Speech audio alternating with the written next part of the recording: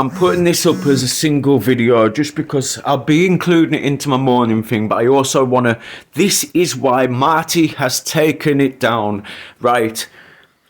I'm sorry, but I've never ever given any of yous any reason to disbelieve me, have I?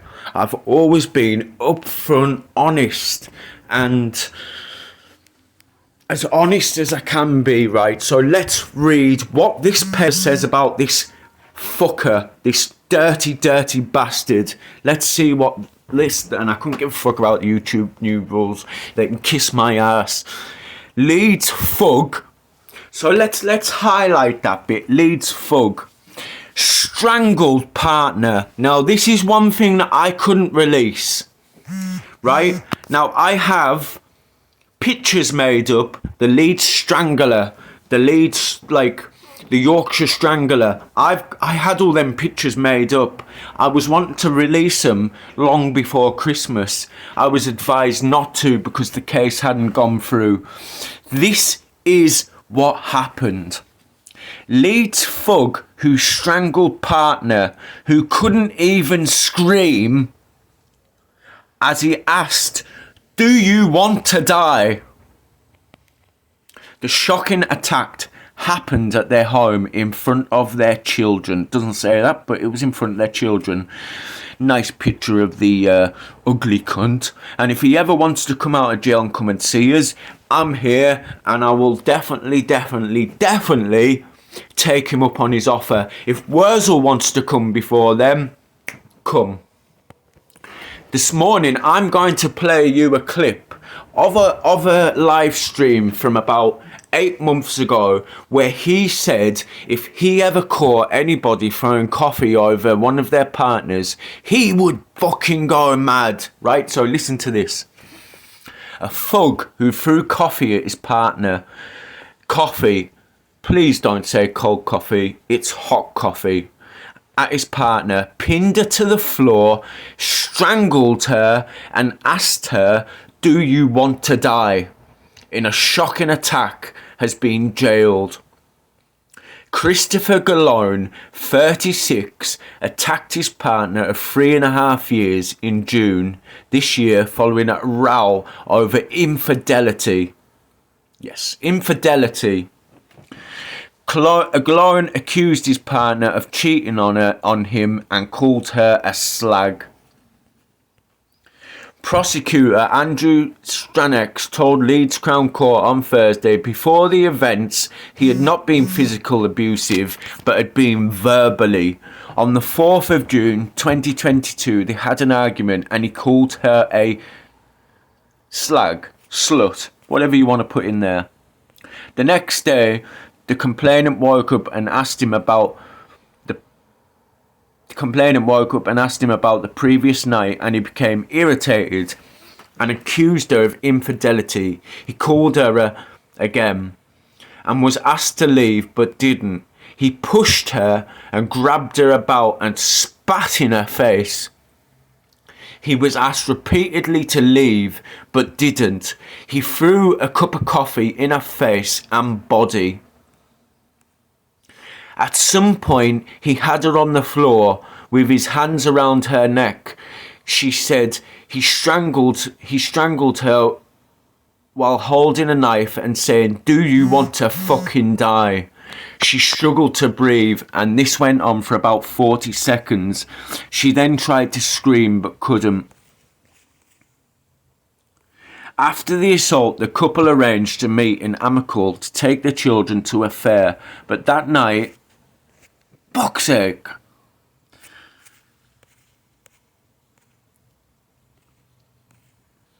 After the assault, the couple agreed to be amicable to take the children to a fair, but that night Galone of Crompton Crescent in Hare Hills returned back to the family home after being on the cesspit.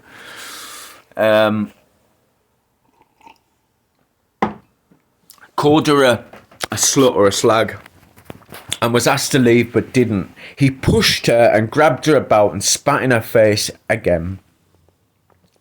He was asked to leave, he didn't. At some point, he had her on the floor with his hands around his neck.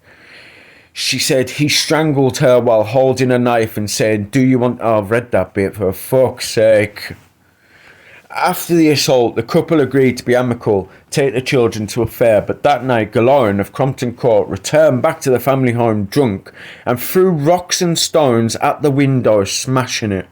When police arrived, Galoran was taken to St James Hospital, where Mr Stranex said he was abusive and made sexualised comments before having to be restrained by officers. He was interviewed on the June 7th but denied criminal charges. Look at him there, thinking he's fucking the man. Mr Stranex said, in August and September last year, the woman received messages from Galoran through others. Mr Stranex said, see details how comfortable... Do you want to know who the people were? One of them... Right? See details how comfortable she was made to feel about having to get sent messages from others. The messages telling her to contact solicitors to withdraw her statement.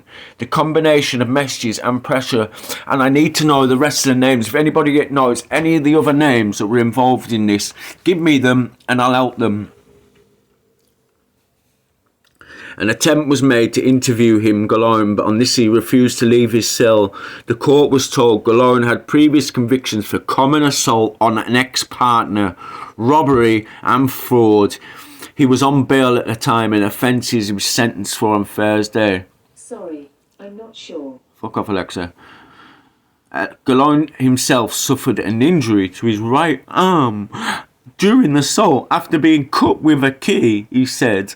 This is one of them situations... Oh, no, that's not him. This is one of them situations where couples have been in a relationship.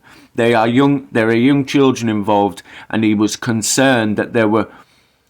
And he was concerned there were 3 young children, and he wanted to see if he could salvage it. No, he never at all. Look at him there. Look at him. Look at him. He's aged a bit, hasn't he? The court heard Galoran had undertaken a number of courses while being remanded in custody. Those 2 clinical psychological courses included a mental health team. He needs to be a better person at the time he is released. He's obviously taken some acts doing trying to... I don't believe it in a word. He apologised to the court for what he did, and there is no previous domestic violence as such in terms of...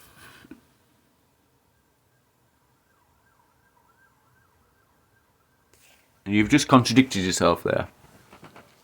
Right, so it says... It says somewhere in here that he'd done it to an ex-partner, right? Which we know he did. Look. The court heard that he had previous convictions for common assault on an ex-partner. And then they go on to say that... Oh, so this is his words. But of course there is. So he's lied there. He was jailed for 25 months, less the time he spent on remand. He's also made it subject of a 10-year restraining order prohibiting him from contacting the victim directly, indirectly, or attending a location he believes she is present at. So, Marty, why did you take your live down? Because this tells the truth? Because it's not second-hand information? Your mate held a knife to that woman's throat, you pieces of shit. And how anybody can support Marty Blackburn after him victim shaming is beyond me. Yes, I'm not saying not be friends with him and that. That's a load of bollocks. What I'm saying is, do not be part of it. Give your spanner back and don't be part of it. Just be a watcher. But no, you're happy to block people, to block the narratives. You're all a bunch of fucking weirdos, man. Proper weirdos. I also want to add a little bit by people saying, like, well, what would you do? Well, it's his friend and that. Of course he's went to bat for his friend. Do you know, if that was my friend, do you know what I'd do with him? I'd arrange to meet him, right? I'd bring him round to my house and I'd give him such a fucking good hiding. I'd tie him up and I'd probably fucking... I don't know what I'd do to him, but that's what I would do if it was my friend. Or if it was my friend, I would out them on here.